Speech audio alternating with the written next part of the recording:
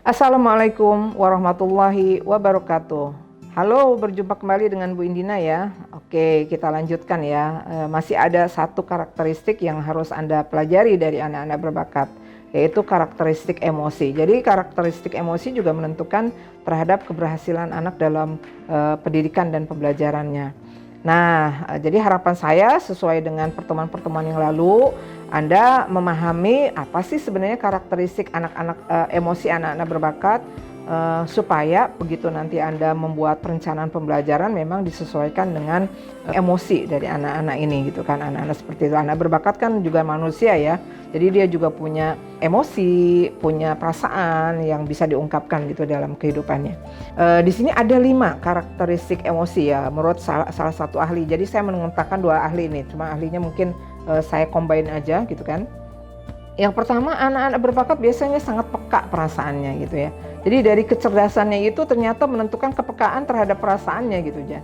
Jadi peka sekali terhadap situasi. Jadi dia mudah rasa simpati, empati itu mudah gitu. Nah itu kan berbeda, bertolak belakang dengan anak-anak tunagrahita gitu ya. Tunagrahita itu kan empati, simpatinya nggak muncul. Nah pada anak-anak berbakat ini ternyata peka gitu perasaannya, itu yang pertama. Yang kedua, alaminya dia memiliki ketulusan hati yang lebih dalam dibandingkan dengan anak pada umumnya. Nah itu tadi Bu Indina sampaikan ya di pertemuan yang lalu. Jadi anak berbakat ini bekerja itu bukan karena ingin dipuji, tapi memang karena ada rasa ingin tahu yang mendalam. Jadi tulus dari hatinya gitu muncul dalam mengkaji sesuatu. Jadi tanpa pamrih ya istilahnya. Jadi kalau ada 2 penelitian nih dilakukan pada anak-anak berbakat. Satu kelompok bekerja dikasih iming-iming reward, satu kelompok lagi tidak dikasih iming-iming reward. Ternyata hasilnya kelompok anak berbakat yang dikasih iming-iming reward itu justru hasilnya malah menurun dibandingkan dengan kelompok anak berbakat yang tidak dikasih iming-iming reward. Karena kenapa? Ternyata anak-anak itu kan tidak ada pamrihnya ya, dia bekerja dengan sungguh-sungguh gitu seperti itu. Nah itu penelitian yang bagus saya pikir untuk dijadikan ini. Jadi harus kita cermati ya, anak berbakat itu jangan sampai kita menjanjikan hal-hal yang aneh-aneh gitu, karena anak-anak ini nggak suka yang aneh-aneh, bahkan gurunya juga nggak suka guru-guru yang aneh-aneh. Jadi gurunya harus jujur gitu apa adanya. Nah berikutnya adalah pada beberapa anak beberapa anak ada yang ingin bergaul hanya dengan tingkat kecerdasan yang sama seperti dirinya gitu. Jadi harus dia mencari-cari, karena untuk bisa bergaul dengan yang lainnya kayaknya nggak masuk gitu. Oleh karena itu kan kadang-kadang kita menemukan anak-anak ini senang bertemu dengan dengan orang yang usianya lebih dewasa dari dia gitu. Karena salah satu ciri-ciri karakteristik emosi ini gitu, emosi dan sosial anak gitu. Jadi ketika dia berbicara, mengungkapkan sesuatu, ketika ada hal yang tidak sesuai dengan konsep yang dia pikirkan, maka dia cenderung, oh kayaknya nih anak ini nggak cocok dengan saya gitu. Saya harus mencari orang yang lebih dewasa gitu, yang bisa menerima pemikirannya dia, seperti itu. Kita masuk ke karakteristik emosi yang keempat.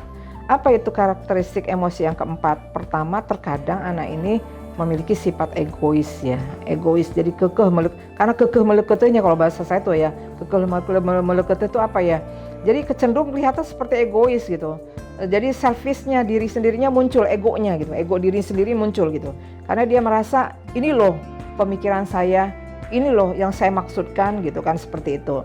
Nah berikut ciri emosi yang kelima adalah biasanya fokus. Jadi tingkat fokusnya itu sangat tinggi. Jadi perhatiannya dia gitu kan stabil ya, emosinya itu stabil. Jadi tidak mood, bukan mood.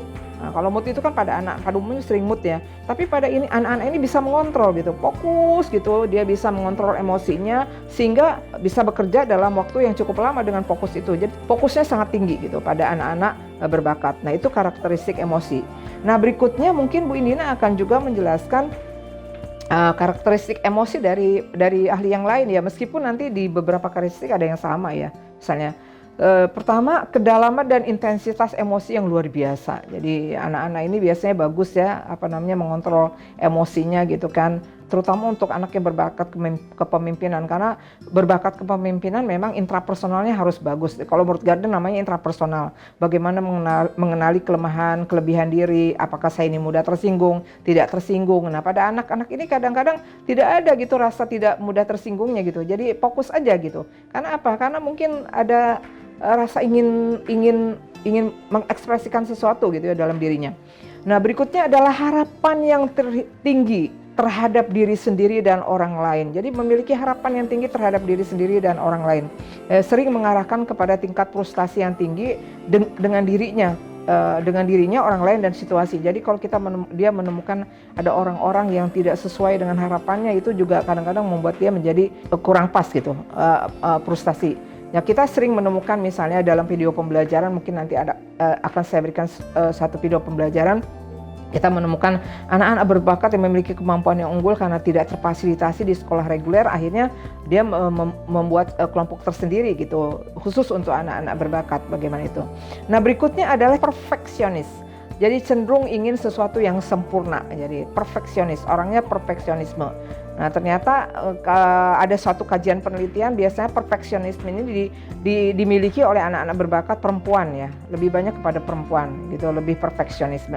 Terus yang berikutnya adalah kebutuhan yang kuat untuk konsistensi antara nilai yang abstrak dengan tindakan pribadi. Jadi ada suatu kebutuhan yang kuat untuk konsisten antara nilai-nilai yang abstrak dengan tindakan pribadi. Berikutnya adalah tingkat pertimbangan moral yang tinggi. Jadi memang dia memiliki perkembangan moral yang bagus, yang baik ya, karena dia mampu menganalisis, mampu mencerna nilai-nilai moral yang berlaku di masyarakat tertentu, dan akhirnya dia bisa internalisasi dalam dirinya menjadi modal-modal moral bagi perkembangan dirinya. Berikutnya adalah kedalaman dan intensitas emosi yang luar biasa. Maka kita kan cenderung melihat anak-anak berbakat ini memiliki kestabilan di bidang emosi ya, terutama untuk anak-anak berbakat dalam kondisi yang wajar ya, karena kita juga mungkin kita akan menemukan beberapa kasus anak-anak berbakat dengan masalah gitu. Nah, ini yang Bu Indina bicarakan di sini adalah anak-anak berbakat yang tidak bermasalah, tidak at risk, tapi anak-anak berbakat dalam konteks yang wajar gitu. Itu saja Bu Indina sampaikan terkait dengan karakteristik emosi anak-anak berbakat. Sudah banyak tadi, ada beberapa karakteristik, mudah-mudahan Anda bisa memahami.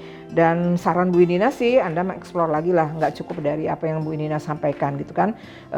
Mohon maaf apabila ada hal yang kurang berkenan. Kita tutup dengan wabillahi taufiq wa hidayah. Wassalamualaikum warahmatullahi wabarakatuh.